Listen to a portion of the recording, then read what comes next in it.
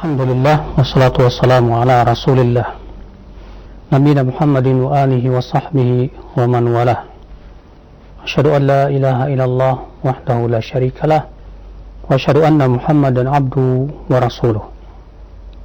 Qala Allah ta'ala fi kitabihil karim, ya ayyuhalladzina amanu taqullaha haqqa tuqatih wa la tamutunna illa wa antum muslimun, amma ba'd. Ikhwatul Islam, Ramadan akan segera mendatangi kita,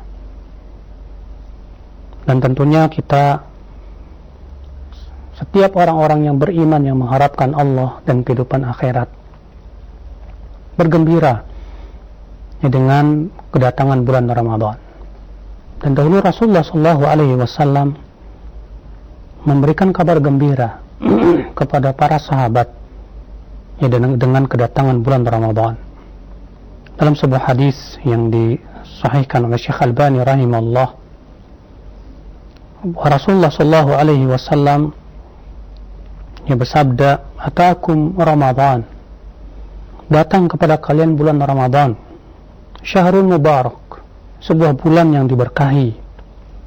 Faradallahu azza wa jalla alaikum siyamah, Allah mewajibkan atas kalian berpuasa padanya.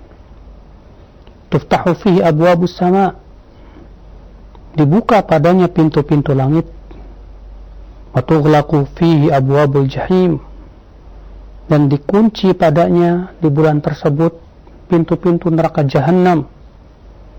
Wa tughallu fihi maradatu syayatin, dan diikat padanya setan-setan yang jahat. Lillahi fihi lailatun khairun min alfi syahr, dan di bulan tersebut ada sebuah malam yang lebih baik daripada 1000 bulan. Man hurima khairuha faqad hurim, siapa yang terhalang dari kebaikan bulan Ramadan, sungguh ia telah terhalang dari kebaikan. Di sini sanadnya terputus antara Abu Qilabah dan Abu Hurairah. Namun menurut Syekh Albani, hadis ini sahih dengan jalan-jalan yang lainnya. Saudaraku sekalian, akhwal Islam, Al-Hafiz Ibn Rajab dalam kitab Lataiful Ma'arif, ia berkata, wal hadithu yu'addu aslan fi jawazi tahni'ati nas ba'dihim ba'dha. Qala ba'd al-ulama hadha al-hadith aslun fi tahni'atin nas ba'dhum ba'dan bi syahri Ramadan. Hadis ini merupakan dasar atau dalil di mana manusia atau orang-orang mengucapkan selamat satu sama lainnya dengan kedatangan bulan Ramadan. Artinya di mana ini merupakan perbuatan salafus saleh. Apabila datang bulan Ramadan, mereka mengucapkan selamat satu sama lain mereka. Maka saudaraku sekalian, bagaimana seorang mukmin tidak bergembira dengan datangnya bulan Ramadan? Karena Rasulullah SAW telah menyebutkan di dalamnya pahala yang sangat besar. Lihat, Nabi mengatakan, atakum Ramadan, telah datang kepada kalian bulan Ramadan, syahrun mubarak, sebuah bulan yang diberkahi. Apa itu barakah?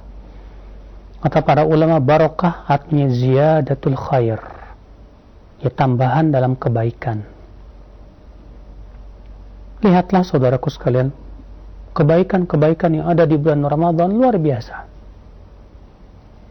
Di siang hari kita berpuasa, menahan dahaga, lapar, semua karena Allah Subhanahu wa ta'ala. Rasulullah SAW sabda, man shama Ramadhana imanan wa ihtisaban ghufira lahu ma taqaddama min dhanbi. Siapa yang siam Ramadan karena iman dan berharap pahala, akan diampuni dosanya yang telah lalu. Subhanallah. Di malam harinya kita qiyam, disyariatkan kita untuk salat tarawih. Rasulullah SAW sabda, man qama Ramadhana imanan wa ihtisaban ghufira lahu ma taqaddama min dhanbi. Siapa yang qiyam Ramadan karena iman dan berharap pahala akan diampuni dosanya yang telah lalu. Subhanallah. Ya. Berpuasa di bulan Ramadan penyebab datangnya ampunan. Salat tarawih di bulan Ramadan penyebab datangnya ampunan. Luar biasa. Ya. Dan di bulan Ramadan pula ya akhul Islam, pahala-pahala dilipat gandakan oleh Allah, terlebih pahala sedekah. Rasulullah SAW di bulan Ramadan sedekahnya semakin meningkat sekali. Sebagaimana Rasulullah SAW dikabarkan oleh Ibnu Abbas dalam riwayat Bukhari. Kata Ibnu Abbas, kana Rasulullah SAW ajwadan nas wa kana ajwadu ma yakunu fi Ramadan hina yalqahu Jibril. Adalah Rasulullah SAW manusia yang paling dermawan, dan beliau lebih dermawan lagi di bulan Ramadan saat bertemu dengan Jibril. Ya. Subhanallah saudaraku sekalian, sedekah sangat ditekankan di bulan Ramadan. Qiyam Ramadan, salat malam di bulan Ramadan sangat ditekankan di bulan Ramadan. Apalagi puasanya Allah telah wajibkan kepada kita. Dan 3 perkara ini saudaraku sekalian adalah merupakan pintu-pintu kebaikan. Dalam hadis riwayat Tirmidzi dari Mu'adz bin Jabal, semoga Allah meridainya, bahwa Rasulullah SAW bersabda kepada Mu'adz bin Jabal, ala adulluka bi abwabil khair, ala adulluka ala abwabil khair, maukah aku tunjukkan kepada engkau wahai Mu'adz kepada pintu-pintu kebaikan. Masya Allah. Kenapa disebut pintu? Karena kalau kita lakukan perkara-perkara ini akan terbukalah pintu-pintu kebaikan kepada kita. Ya, kata Mu'adz bin Jabal, mau ya Rasulullah. Apa kata Rasulullah sallallahu alaihi wasallam? Ya. As-shaumu junnah. Puasa itu perisai. Ya. Perisai dari apa? Dalam hadis satu riwayat yang lain disebutkan, ya junnu bihal abdu minan nar. Yang akan memerisai seorang hamba dari api neraka. Subhanallah. Yang kedua, apa kata Rasulullah? Pintu kebaikan. Was-sadaqatu tudfi'ul khati'ah kama yudfi'ul ma'un nar.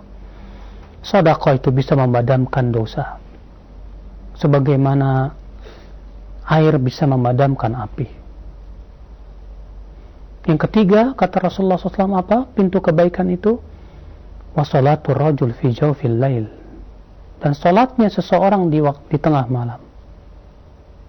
Ternyata di bulan Ramadan 3 pintu kebaikan ini ada. Ya. Kita berpuasa di siang hari, kita sholat tarawih di malam hari, dan kita berusaha untuk memperbanyak sedekah. Terlebih memberikan makan kepada orang-orang yang berbuka puasa. Keberkahan luar biasa di bulan Ramadan ini, akhi. Kebaikan yang luar biasa Allah bukakan sebanyak-banyaknya di bulan Ramadan. Makanya untuk meraih surga di bulan Ramadan sangat mudah sekali. Dalam satu riwayat Tirmidzi, ya, disebutkan dalam hadis, walillahi utaqa minan nar wa dzalika kullu lailah. Dan Allah memerdekakan hamba-hambanya, Allah memiliki hamba-hambanya yang Allah merdekakan dari api neraka, itu di setiap bulan Ramadan, di setiap malam bulan Ramadan, di setiap malam bulan Ramadan. Adapun riwayat yang menyebutkan bahwa pemerdekaan dari api neraka itu hanya terjadi di 10 terakhir, itu hadis yang dhaif, bahkan mungkar kata para ulama. Yang sahih, pemerdekaan dari api neraka itu terjadi di setiap malam bulan Ramadan. Saudaraku sekalian, lihat keberkahan Ramadan. Jangan kita melihat keberkahan Ramadan dari sisi makanan, minuman, dan yang lainnya. Keberkahan yang hakiki adalah keberkahan dalam amalan saleh. Ya. Puasa saja ini ibadah yang luar biasa. Kata Rasulullah SAW, alaikum bisyam, fa innahu la mithalah. Hendaklah kalian berpuasa karena puasa itu tidak ada tandingannya, kata Rasulullah SAW. Subhanallah. Akhal iman, azani Allah wa iyyakum. Bahkan ya akhi, ibadah-ibadah yang lainnya ditulis oleh Allah 10 sampai 700 kali lipat.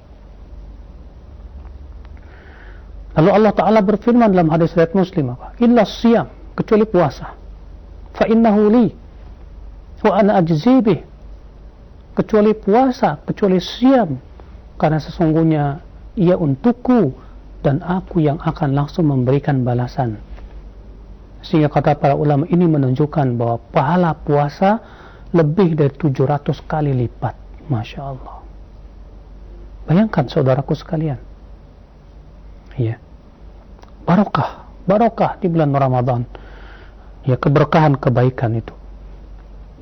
Kata Rasulullah, syahrun mubarak, bulan yang penuh berkah. Faradallahu azza wa jalla alaikum siyamah. Allah wajibkan atas kalian berpuasa di bulan Ramadan. Allah berfirman dalam surat Al-Baqarah ayat 183, ya ayyuhalladzina amanu kutiba alaikumus siyam kama kutiba alal ladzina min qablikum la'allakum tattaqun. Wahai orang-orang yang beriman, diwajibkan atas kalian siyam, berpuasa, sebagaimana diwajibkan atas orang-orang sebelum kalian, agar kalian bertakwa. Masya Allah. Saudaraku sekalian, akhal iman. Ya. Allah subhanahu wa ta'ala mewajibkan puasa di bulan Ramadan karena ada hikmah yang besar yang Allah inginkan. Apa itu? Supaya kita menjadi hamba yang bertakwa. Saudaraku, bukankah takwa adalah merupakan modal dan bekal terbesar untuk menuju kehidupan akhirat? Bukankah Allah Ta'ala berfirman, وَتَزَوَّدُوا فَإِنَّ خَيْرَ الزَّادِ التَّقْوَى. Berbekalah kalian, sesungguhnya sebaik-baiknya perbekalan adalah takwa. Takwa adalah sebaik-baik perbekalan. Akhal iman, saudaraku se-Islam. Kemudian Nabi SAW sabda, tuftahu fihi abwabus sama, dibuka padanya pintu-pintu langit. Dalam satu riwayat Tirmidzi, dibuka padanya pintu-pintu surga. Artinya, akhi, amalan-amalan diangkat ke langit. Artinya, ya akhi, kesempatan kita untuk meraih surga sangat mudah sekali. Maka sungguh sangat celaka orang yang masuk bulan Ramadan lalu kemudian keluar dari bulan Ramadan dalam keadaan dia tidak mendapatkan ampunan. Sebagaimana dalam riwayat Imam Ahmad dengan lafaz syaqi abdun, celaka seorang hamba, dakhala alaihi syahrul Ramadan, masuk bulan Ramadan, fa kharaja min, lalu ia keluar dari bulan Ramadan, falam yughfar lah, ternyata ia belum mendapatkan ampunan dari Allah Subhanahu wa taala. Syaqiyya, kata Rasulullah, celaka. Dan satu ayat yang lain, raghima anfun, terhina. Ya, terhina orang yang masuk bulan Ramadan dalam kemudian ia keluar dari bulan Ramadan dalam keadaan ia tidak mendapatkan ampunan dari Allah Subhanahu wa taala. Kenapa? Karena kesempatan untuk mendapatkan ampunan di bulan Ramadan sangat besar sekali. Kita berpuasa Ramadan karena Allah, itu saja sudah mendatangkan ampunan. Kita sholat tarawih setiap malam, itu saja sudah mendapatkan ampunan dari Allah.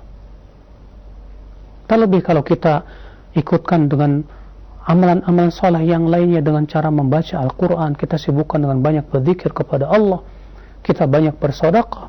Sungguh ya akhal Islam, ini kesempatan yang luar biasa. Watughlaqu fihi abwabul jahim, kata Rasulullah, dan dikunci padanya pintu-pintu neraka Jahannam. Masya Allah. Dalam satu riwayat Tirmidzi, ya idza kana lailatun min Ramadan nada munadin, apabila di awal malam bulan Ramadan akan ada malaikat yang menyeru, ya baghiyal khair aqbil, wahai kamu yang menginginkan kebaikan, kemarilah. Ini dia bulan yang penuh berkah. Wa ya baghiya syarr aqsir, wahai kamu yang menginginkan keburukan, tahanlah. Ya akhal Islam, maka kalau ada orang di bulan Ramadan masih tetap berbuat maksiat, itu menunjukkan akan keburukan jiwanya. Karena Rasulullah SAW bersabda lagi, wa tughallu fihi maradatu syayatin, dan diikat padanya setan-setan yang jahat.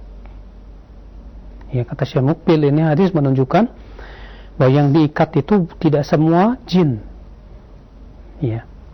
Yang diikat itu adalah marodahnya saja. Itu jin-jin yang durhaka. Makanya kalau misalnya di bulan Ramadan masih ada yang kemasukan setan, ya karena memang tidak semua jin diikat. Yang diikat itu yang marodahnya, yang benar-benar jahat, yang durhakanya. Ya, akhwat Islam azani Allah wa iyyakum. Kemudian akhi, ya, Nabi sallallahu alaihi wasallam sabda apa? Lillahi fihi lailatun khairum min alfi syahr. Dan di bulan Ramadan ada sebuah malam yang lebih baik dari 1000 bulan. Itu suratnya sudah masyhur, kita semua sudah hafal. Allah berfirman, inna anzalnahu fi lailatul qadar. Wa ma adraka ma lailatul qadar. Lailatul qadri khairum min alfi syahr. Tanazzalul malaikatu warruhu fiha biizni rabbihim min kulli amr. Salamun hiya hatta matla'il fajr. Sesungguhnya kami telah menurunkan Al-Quran di malam Lailatul Qadar, di malam Qadar. Kenapa disebut Qadar?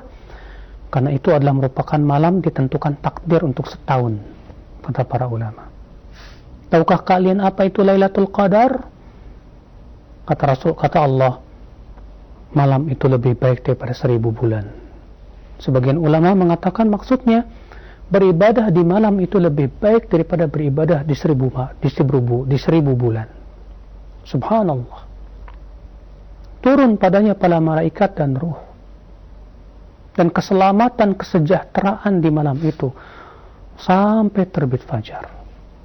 Rasulullah SAW sabda, man hurimahu faqad hurim. Man hurima khairuha, siapa yang tercegah dari kebaikan malam tersebut, itu malam Lailatul Qadar, faqad hurim, sungguh ia telah terhalang dari semua kebaikan. Artinya ini orang merugi. Maka dari itulah saudaraku sekalian, akhal iman, ini dia bulan Ramadan, sambut dia dengan penuh kegembiraan. Jangan kita berpikir beratnya puasa, tapi berpikirlah tentang besarnya pahala. Berapa banyak orang-orang akhwat Islam ketika datang bulan Ramadan, ya, keningnya mengernyit, peluhnya keluar keringat, berat dia. Kenapa? Karena yang dia pikirkan beratnya saja. Dia harus menahan makan dan minum dan dahaga. Padahal seseorang ketika memikirkan tentang besarnya pahala di bulan tersebut, insya Allah dia akan gembira. Kita hidup di dunia tidak akan lama. Kita hidup di dunia paling berapa puluh tahun. Lalu apa perbekalan kita? Ini dia, Ramadan sudah mulai menjelang di mata kita. Tinggal beberapa hari lagi ini. Yaitu 2 hari lagi. Maka persiapkan dari kita akhwat Islam. Persiapan berupa makanan bukan. Persiapkan batin kita. Kalau Nabi SAW ketika hendak di Isra Mi'rajkan, ya, dicuci dulu hatinya. Kata para ulama, apa hikmahnya? Kenapa Rasulullah SAW sebelum di Isra Mi'rajkan dicuci dulu hatinya, dibersihkan, dimasukkan padanya apa? Keimanan, dikeluarkan padanya kotorannya. Kenapa hikmahnya? Karena Rasulullah hendak bermunajat dengan Allah, bertemu dengan Allah Jalla wa'ala. Berarti akhal Islam, agar kita nanti di bulan Ramadan, munajat kita benar-benar bisa murni di bulan Ramadan, bersihkan dulu hati kita. Dengan cara apa? Kita bertaubat kepada Allah. Kita memohon ampun kepada Allah Subhanahu wa ta'ala.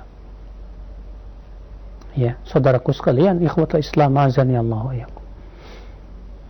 Ya, karena ketika hati kita kotor, akhi, kotornya hati itu sangat berpengaruh kepada ibadah kita. Ketika hati kita kotor, ibadah kita pun akan terkotori. Contoh misalnya kalau ada orang yang terkotori hatinya karena ketidakikhlasan. Wah, ini bahaya. Orang yang hatinya mengharapkan pujian manusia, selalu mengharapkan ketenaran, mengharapkan popularitas dan yang lainnya. Saat kotoran hati itu masih ada melekat, masuk padanya bulan Ramadan, akhirnya apa? Dia berharap pahala, dia berharap pahala tapi juga berharap apa? Pujian manusia. Akhirnya Allah batalkan amalannya. Allah tidak terima amalnya. Kenapa? Karena hatinya yang masih kotor. Ketika hati kita masih dikotori dengan cinta dunia yang sangat berlebih, akhirnya apa yang terjadi? Berpengaruh di bulan Ramadan kita malas ibadah. Untuk membaca Quran berat. Maka dari itu ya, ketika saya pernah bertanya kepada seseorang, kemarin bulan Ramadan kamu khatam Quran tidak? Tidak. Subhanallah. Ya. Sampai untuk mengkhatam Quran walaupun sekali di bulan Ramadan berat. Kenapa demikian? Karena hatinya masih kotor, akhi. Padahal, akhi, ya, hati yang bening akan menyebabkan apa? Akan menyebabkan dia menginginkan kebaikan terlebih. Sedangkan hati yang terkotori dengan cinta dunia dan syahwat mengakibatkan apa? Menginginkan dunianya lebih daripada beramal saleh. Saudaraku sekalian, ikhwatal iman, saudaraku seiman, maka berusahalah ya akhi, kita minta ampun kepada Allah. Bersihkan hati kita, bersihkan segala macam kotoran yang ada di hati kita, untuk supaya kita bisa beribadah maksimal di bulan Ramadan. Niatkan dengan kuat bahwa saya di bulan Ramadan ini saya ingin memperbaiki diri. Saya ingin meraih ampunan Allah Jalla wa'ala, karena kita takut sekali kalau ternyata keluar dari bulan Ramadan dalam keadaan tidak mendapatkan ampunan dari Allah. Ini yang kita khawatirkan. Kenapa? Karena Rasulullah mendoakan keburukan buat orang tersebut. Dalam hadis yang sudah kita sebutkan tadi, apa kata Rasulullah? Syaqiya abdun, celaka seorang hamba yang masuk padanya bulan Ramadan, kemudian keluar dari bulan Ramadan dalam keadaan dia tidak mendapatkan ampunan Allah. Bayangkan, yang berdoa siapa? Malaikat Jibril. Yang mengaminkan siapa? Rasulullah sallallahu alaihi wasallam. Sebaik-baik malaikat diaminkan oleh sebaik-baik manusia. Subhanallah. Maka ya akhi, seorang mukmin takut sekali kalau ternyata keluar dari bulan Ramadan dalam keadaan tidak mendapatkan ampunan akibat daripada dia meremehkan bulan Ramadan. Akibat dia tidak berusaha menggunakan bulan Ramadan sebaik-baik mungkin. Maka akhi, sekarang kita harus punya ya, tekad yang kuat. Rencana yang matang di bulan Ramadan. Apa saja amal yang kita hendak lakukan. Saudaraku sekalian, akhwal Islam, tentunya amalan yang sangat ditekankan di bulan Ramadan selain dari puasa, yaitu qiyamul lail, salat tarawih. Demikian pula sudah kita sebutkan, yaitu banyak sedekah.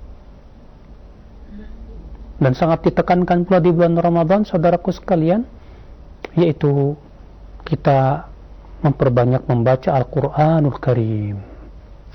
Makanya disebutlah ya bulan Ramadan itu sebagai syahrul Quran. Allah berfirman, syahrul Ramadan alladhi unzila fihi al-Quran hudan linnas wa bayyinatin minal huda wal furqan.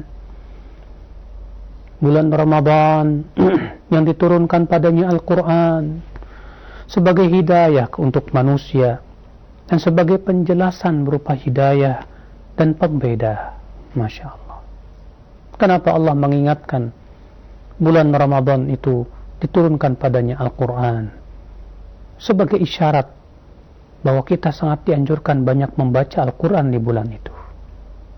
Rasulullah SAW setiap malamnya bertemu dengan Jibril, yudarisul Quran, untuk membacakan Al-Quran kepadanya. Subhanallah. salafus salih terdahulu menghabiskan bulan Ramadan untuk membaca Al-Quranul Karim. Nah, saudaraku sekalian, ikhwatal Islam. Lalu, apakah ada syariatnya kita untuk berdoa ketika masuk bulan Ramadan? Saya belum mendapatkan riwayat yang sahih dari Nabi SAW tentang doa masuknya bulan Ramadan. Adanya hadis tentang berdoa melihat hilal. Tapi khusus itu bagi orang yang melihat hilal saja.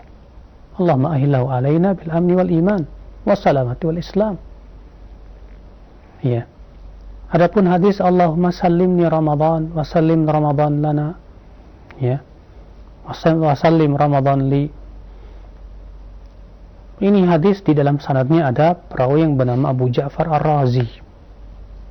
Dia seorang perawi yang buruk hafalannya kata para ulama.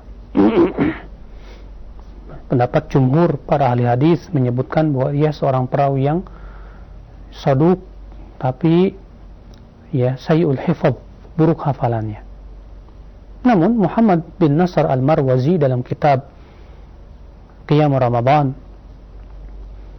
menyebutkan sebuah riwayat dari Al-Jurayri, seorang ulama tabi'ut tabi'in.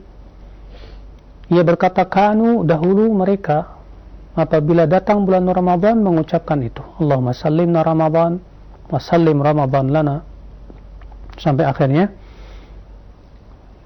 sehingga itu menunjukkan boleh diamalkan.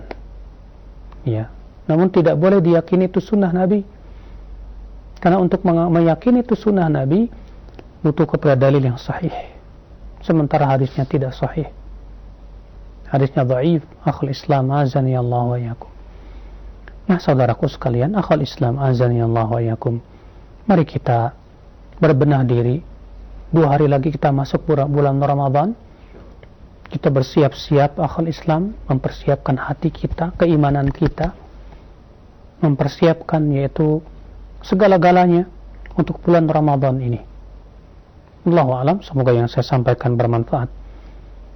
Semoga kita termasuk orang-orang yang dimudahkan untuk berpuasa Ramadan, dimudahkan untuk qiyam Ramadan, dimudahkan untuk membaca Al-Quran di bulan Ramadan, dan dimudahkan segala macam ibadah di bulan Ramadan ini. Amin ya rabbal alamin. Ya, dan kita buka tanya jawab. Nah. Ya, baik, syukran jazakallahu khair kepada Ustaz, dan demikian para pemirsa dan pendengar dimanapun Anda berada, materi yang telah disampaikan, nasihat-nasihat yang sangat bermanfaat untuk kita semua dalam bekal kita, untuk bekal kita dalam memasuki bulan Ramadan yang tinggal beberapa hari lagi, atau kurang lebih 2 hari lagi kita akan masuk di bulan Ramadan tersebut.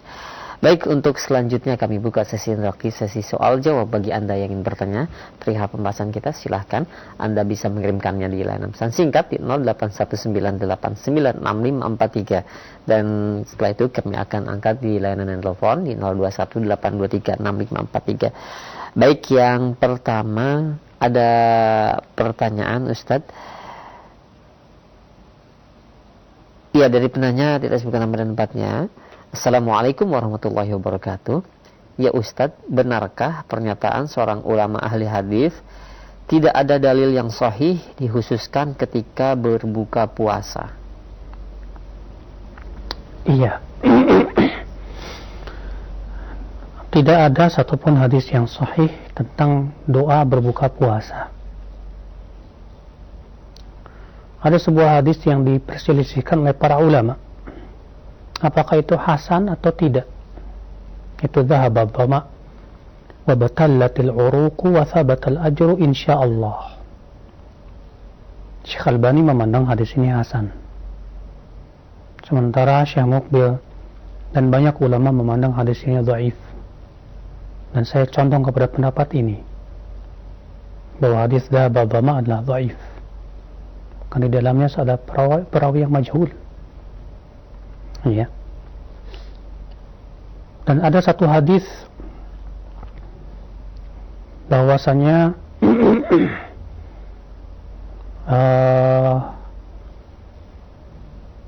lisaim inda fitri da'watun la turad. Orang yang berpuasa ketika berbuka ada doa yang tidak ditolak. Namun hadis ini juga dhaif, tidak sahih.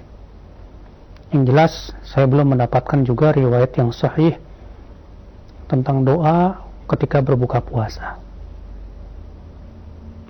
Dan sangat dianjurkan berdoa itu saat berpuasa. Kenapa? Karena disebutkan dalam sebuah riwayat yang sahih, Nabi SAW ketika menyebutkan 3 orang yang tidak ditolak puasanya, yaitu diantaranya da'watus sha'im, itu doa orang yang sedang berpuasa. Nah, saat kita berpuasa, kita banyak-banyak berdoa kepada Allah. Ya, minta kepada Allah ya kebaikan di dunia dan akhirat kita. Wallahu a'lam. Nah.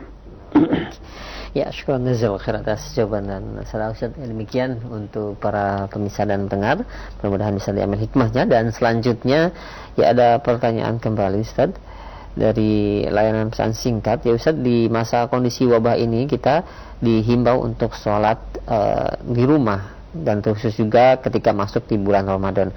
Nah, apabila kita tetap melakukan sholat berjamaah di masjid secara berjamaah di bulan Ramadan, apakah hal tersebut dapat dikatakan tidak taat kepada ulil amri dan dapat dikategorikan dalam dosa, Ustaz? Tentunya dilihat keadaannya, dilihat wilayahnya. Ya. Di wilayah yang diberlakukan padanya PSBB misalnya, di mana ulil amri di situ sudah ya memberlakukan PSBB, maka taati saja.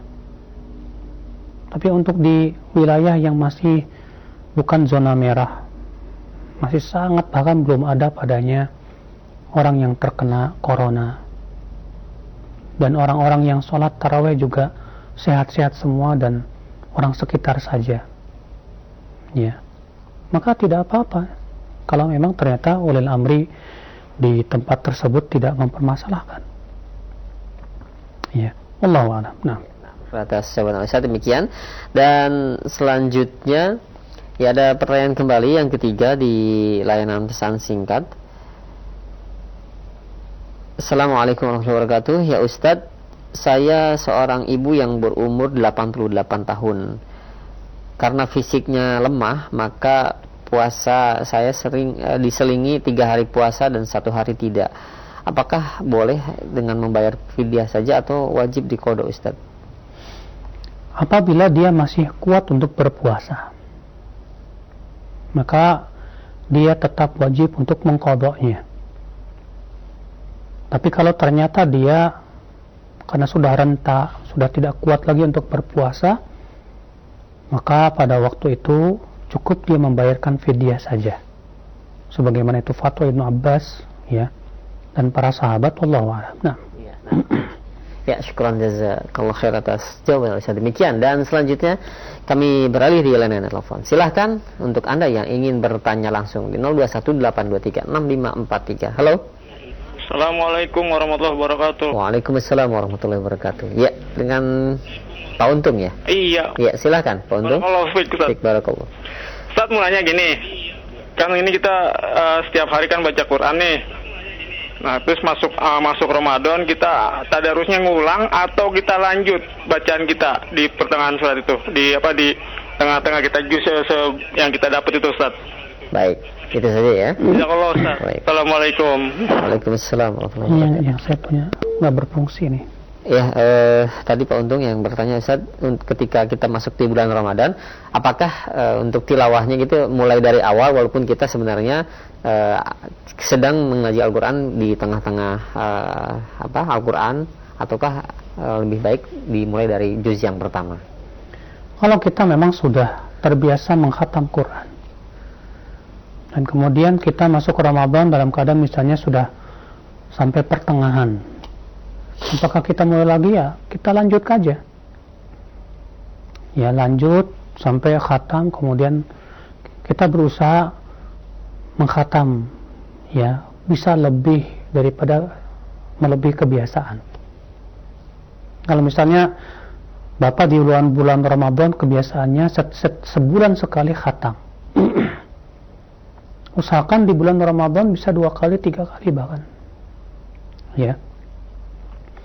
Nah itu yang jelas Bapak ya, di bulan Ramadan sangat dianjurkan kita untuk memperbanyak membaca Al-Quran. Allahu a'lam. Nah. Ya, baik, demikian ya untuk Pak Untung. Dan selanjutnya yang kedua, silahkan di 0218236543. Bagi Anda yang ingin bertanya langsung kembali. Halo. Waalaikumsalam warahmatullahi wabarakatuh. Dengan siapa di mana? Pak Darmawi di Jambi, Pak. Pak Darmawi di Jambi. Ya, silahkan Pak Darmawi. Apakah kita ada sunnahnya atau dalilnya meninggalkan sholat berjemaah itu, Pak? Karena ada corona ini. Ah, iya. Assalamualaikum warahmatullahi wabarakatuh. Assalamualaikum warahmatullahi wabarakatuh. Ya. Apakah ada sunnahnya atau dalilnya? Kalau memang itu di zona merah, yang kemungkinan besar akan ada penularan. Karena dibedakan antara zona yang merah yang kemungkinan besar ya menularnya ada, dengan daerah yang bukan zona merah yang kemungkinan kecil terkena coronanya. Ya. Maka ada sebuah kaidah usul fikih mengatakan darul mafasid muqaddam ala jalbil masalih. Mendatangkan atau menolak, menghindari mafsadah lebih didahulukan daripada mendatangkan maslahat. Menolak mafsadah maksudnya di sini ada penyakit supaya tidak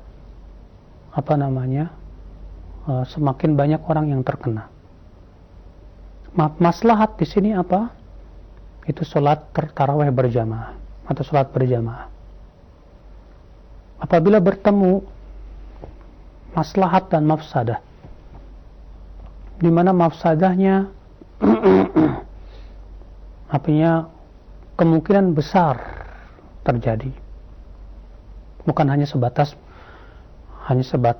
waham saja ya, karena kan kemungkinan itu ada kemungkinan kecil, ada kemungkinan besar gitu ya, yang sifatnya sudah dhon, sudah yakin.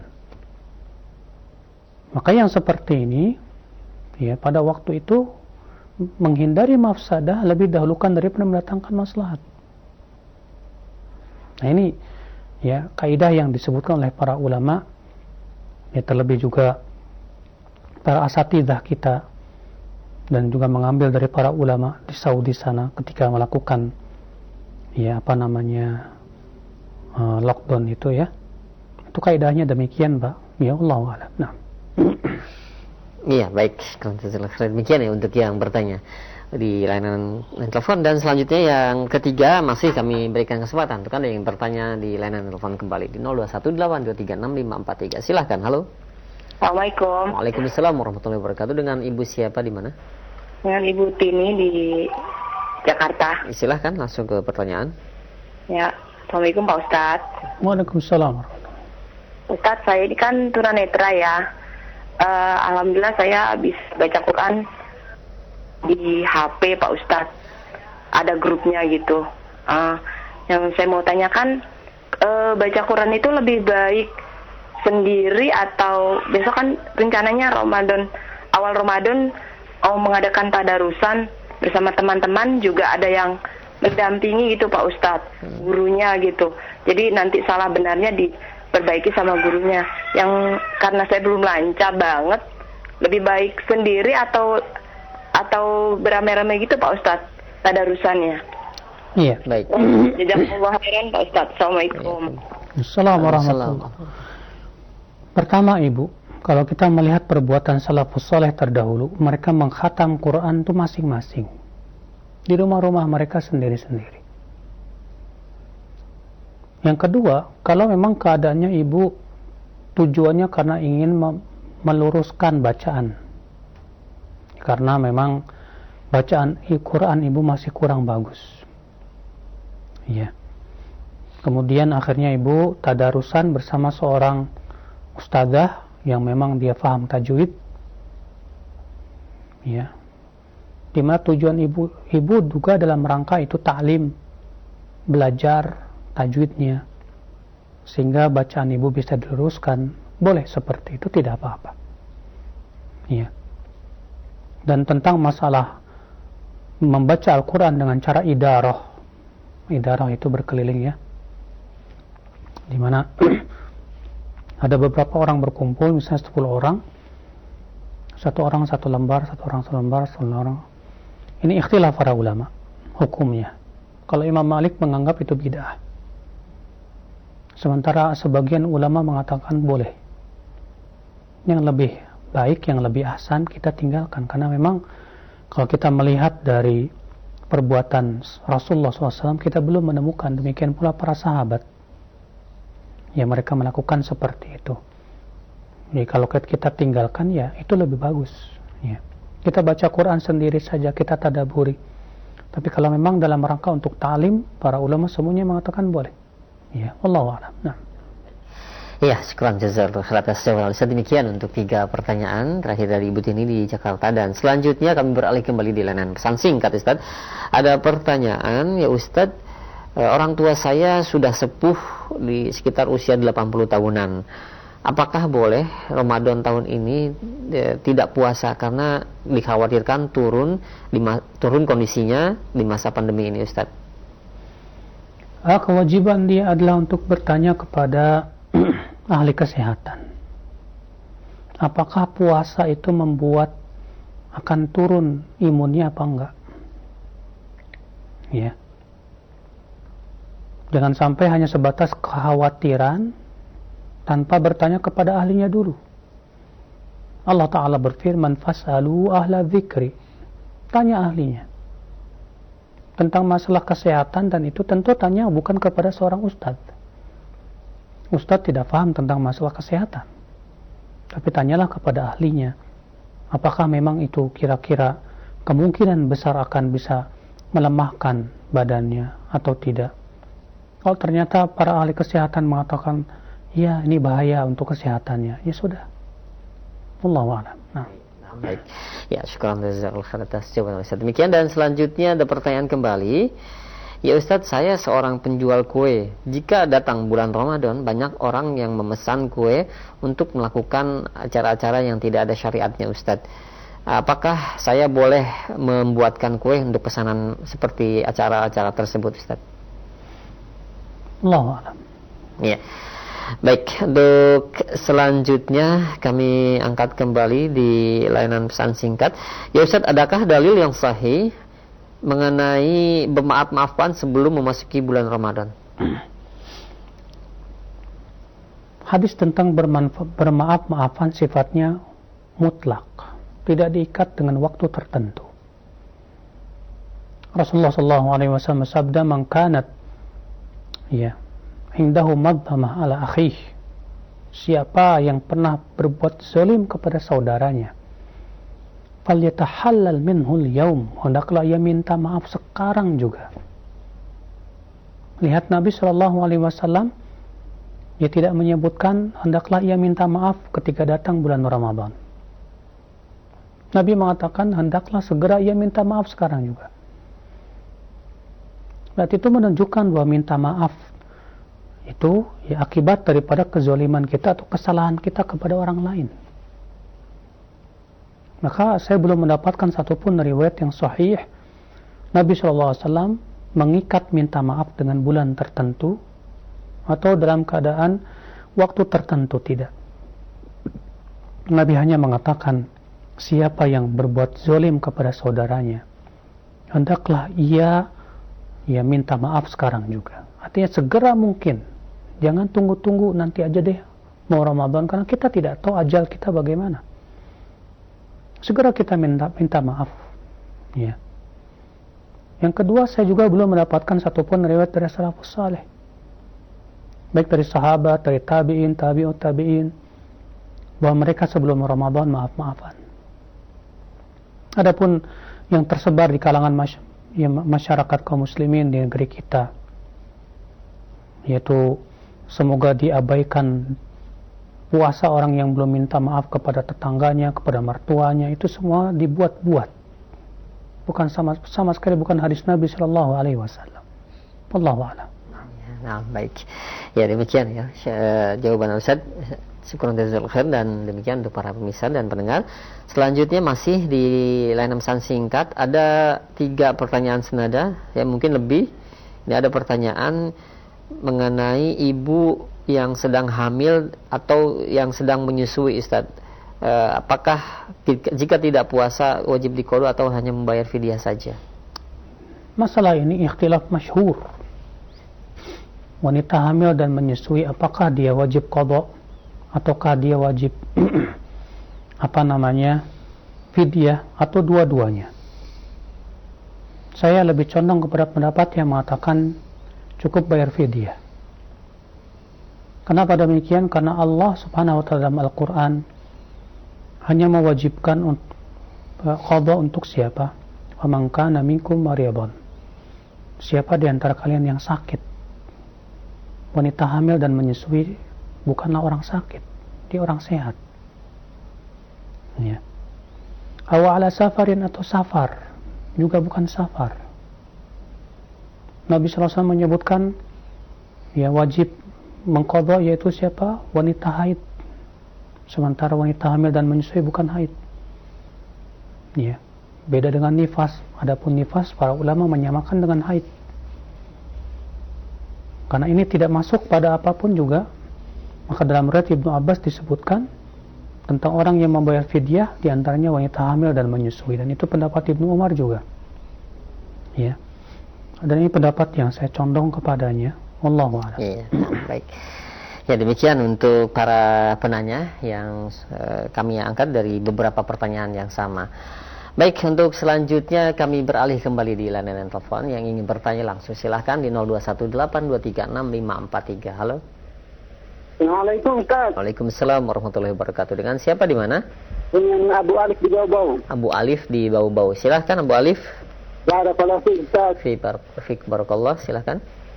Ini Ustaz yang ditanyakan mengenai ciri-ciri orang yang mendapat ampunan dalam bulan Ramadan tadi. Apa ciri-cirinya orang yang mendapatkan ampunan itu? Dan apa ciri-ciri dari orang yang mendapatkan ampunan dalam bulan Ramadan itu? Baik, itu ya. Ya. Baik, Pak Alif, Abu Alif, ya, ditunggu jawabannya. Nah. Allah Ta'ala berfirman, Ya ayyuhalladzina amanu kutiba alaikumus siyam kama kutiba alal ladzina min qablikum la'allakum tattaqun. Hai orang-orang yang beriman, diwajibkan atas kalian berpuasa sebagaimana diwajibkan atas kalian yang atas orang-orang sebelum kalian agar kalian bertakwa. Coba lihat Pak ayat ini. Allah menyebutkan bahwa tujuan disyariatkannya siyam Ramadan adalah takwa. Maka ketika di bulan Ramadan, setelah selesai bulan Ramadan ternyata tidak menambah ketakwaan kita, itu berarti tanda amal ibadah kita belum diterima oleh Allah. Amal puasa kita belum diterima oleh Allah. Tapi ketika setelah Ramadan kita lebih bertakwa, hati kita lebih khusyuk, ya, kita lebih dekat kepada Allah Subhanahu wa Ta'ala, maka itu insya Allah pertanda dia mendapatkan ampunan dari Allah Subhanahu wa Ta'ala. Dia telah diterima amal ibadahnya di bulan Ramadan. Wallahu a'lam. Baik. Ya, demikian ya untuk Abu Alif yang berada di Bau-Bau. Dan selanjutnya masih silakan kami berikan kesempatan kembali di layanan telepon di 0218236543. Ya, halo. Halo, assalamualaikum. Waalaikumsalam warahmatullahi wabarakatuh. Dengan siapa di mana Bapak? Dengan Kadan dari Cianjur. Ya, silakan Pak Kadan. Ya, assalamualaikum Pak Ustaz. Waalaikumsalam. Saya ingin menanyakan begini Ustaz, saya kan punya seorang nenek. Dia itu umurnya sudah di atas 70 tahun. Dia itu sekarang itu sudah mulai pikun Pak Ustaz. Jadi bagaimana hukum? Jadi pikun itu kadang-kadang ingat, kadang-kadang jadi tidak pikun sepenuhnya Ustaz. Jadi apakah sama hukum orang pikun yang total dengan pikun yang kadang-kadang Ustaz? Dan bagaimana hukum puasanya, apakah harus fidyah ataupun tidak sama sekali Ustaz? Mohon penjelasannya. Iya, baik. Assalamualaikum warahmatullahi wabarakatuh. Waalaikumsalam warahmatullahi wabarakatuh. Allah Ta'ala berfirman, Fattaqullaha mastata'tum. Bertakwalah kalian kepada Allah semampu kamu. Itu menunjukkan bahwa kewajiban seorang hamba lakukan sesuai kemampuannya. Kalau pikunnya kadang-kadang, kadang pikun, kadang sadar, maka saat sadar itu dia wajib melakukan. Adapun saat pikunnya dan dia lupa, Allah maafkan. Ya. Nah, ketika di bulan Ramadan dia berpuasa, dia pikun, akhirnya dia nggak puasa. Nah, apakah pikunnya itu setiap hari? Artinya setiap hari itu terkadang ada masa-masa dia lupa, ada masa-masa dia ingat. Di dalam satu hari, misalnya dari subuh sampai maghrib itu pikunnya setengah hari lagi misalnya sadar. Dan itu tidak bisa dihindari. Ya, demikian. Maka yang seperti ini cukup bayarkan fidyah saja. Ya, karena dia termasuk orang tua renta yang tidak mampu. Wallahu a'lam. Iya, nah baik. Ya, sekarang demikian ya untuk Bapak Kadan yang berada di Cianjur. Masih ada waktu, silahkan di 0218236543 bagi Anda yang bertanya. Silahkan, kami tunggu. Halo. 8236. Halo, Assalamualaikum. Waalaikumsalam warahmatullahi wabarakatuh. Dengan siapa di mana? Dengan Umutni di Ternate. Iya, silahkan. Ya, terima kasih. Assalamualaikum warahmatullahi wabarakatuh, Ustaz. Assalamualaikum warahmatullahi wabarakatuh. Ya, Anda ingin bertanya, kalau kita sebagai seorang ibu rumah tangga, bagaimana cara kita beriktikaf di masjid? Kalau diizinkan oleh suami, apakah iktikaf itu di masjid sampai batas waktu untuk sahur, kemudian kita pulang ke rumah atau bagaimana? Mohon penjelasannya. Kemudian Ustadz, untuk sholat Jumat bagi seorang wanita itu, apabila dia pergi ke sholat Jumat itu, apakah dia sudah mendapatkan sholat Jumatnya atau harus melakukan sholat zuhur lagi? Terima kasih. Wassalamualaikum warahmatullahi wabarakatuh. Jazakumullahu khair. I'tikaf, ya, bukan i'tikaf, tapi i'tikaf, Ibu. Para ulama berbeda pendapat tentang waktunya yang paling sedikit. Sebagian ulama mengatakan bahwa i'tikaf yang paling sedikit itu 1 malam. Adapun yang paling banyak tidak ada batasan. Yang Nabi SAW lakukan biasanya 10 malam terakhir. Jadi 10 hari terakhir terus i'tikaf. Tapi kalau misalnya ada yang berniat, saya mau i'tikaf 1 hari 1 malam saja boleh. Atau saya mau beriktikaf 1 malam saja boleh. Iya. Karena tidak ada satupun dalil yang membatasi i'tikaf itu harus sekian hari. Adapun kalau kita mengikuti sunnah Nabi SAW, maka Nabi SAW i'tikaf di 10 hari terakhir. Dan itu yang dilakukan oleh para istri Nabi setelahnya dan para sahabat. Demikian pula dari zaman ke zaman. Tapi kalau misalnya ada orang yang saya berniat i'tikaf 1 malam, dimulai jam habis maghrib misalnya, start sampai kemudian sebelum subuh saya pulang, boleh seperti itu. Ya, kalau dia memang niatkan untuk i'tikaf. Karena sekali lagi bahwa tidak ada batasan tentang i'tikaf itu harus berapa hari, sehingga pada waktu itu boleh selama seseorang berniat untuk i'tikaf misalnya 1 malam, maka itu boleh. Allahu a'lam.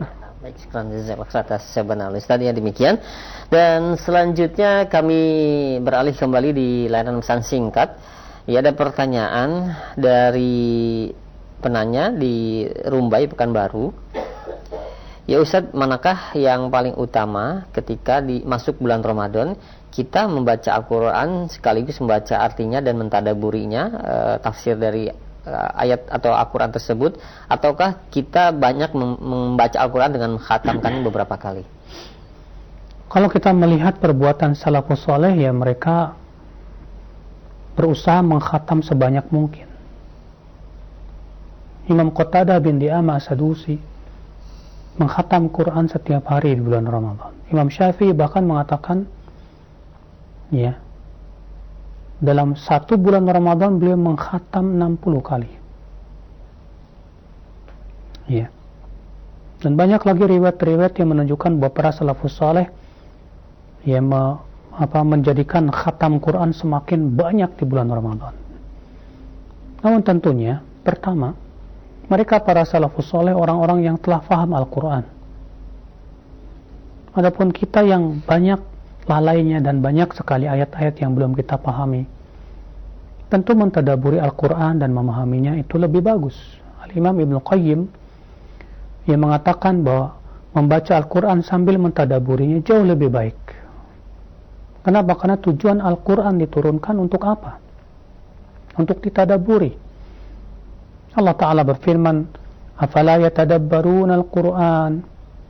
Tidakkah mereka mentadaburi Al-Quran? Am ala qulubin aqfaluha?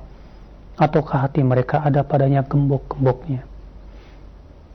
Berarti itu menunjukkan bahwa tujuan diturunkan Al-Quran itu untuk ditadaburi. Allah juga menyebutkan liyunzira man kana hayya, agar Al-Quran memberikan peringatan kepada orang yang hidup hatinya. Maka kalau kita sambil memahami artinya, membaca tafsirnya, insya Allah itu jauh lebih baik. Tapi kalau bisa kita gabungkan itu lebih ahsan juga. Artinya kita ada waktu untuk baca Quran mengkhatam tujuannya. Ada waktu lagi untuk mentadaburinya. Insya Allah bisa. Asal kita bisa membaginya. Nah, baik. Demikian ya untuk yang bertanya yang berada di Rumbai, Pekanbaru.